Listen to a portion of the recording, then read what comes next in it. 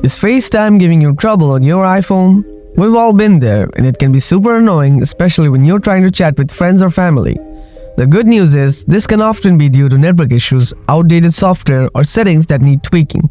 But don't worry, I've got you covered with some simple solutions that will get FaceTime working again in no time. Solution 1. Check your internet connection. FaceTime needs a reliable internet connection to function properly. First, swipe down from the top of your screen to bring up the control center. Next, check if you're connected to either Wi-Fi or cellular data. If you're on Wi-Fi, try switching to cellular data, or the other way around. Now open Safari and load a web page to see if your internet connection is stable. Solution 2. Toggle FaceTime off and on. Sometimes a quick toggle can clear up temporary glitches. Start by opening Settings on your iPhone. After that, scroll down to Find and tap on Apps. Then scroll down again and select FaceTime. Now toggle FaceTime off, wait for about 10 seconds, then turn it back on. Finally, give it a moment for the activation process to finish, and then taste FaceTime once more.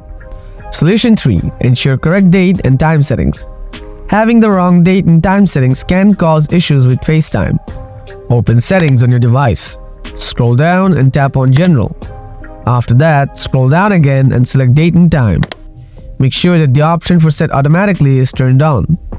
Solution 4. Sign out and sign back in with your Apple ID. If FaceTime still isn't working, the problem might be with your Apple ID. Start by opening Settings.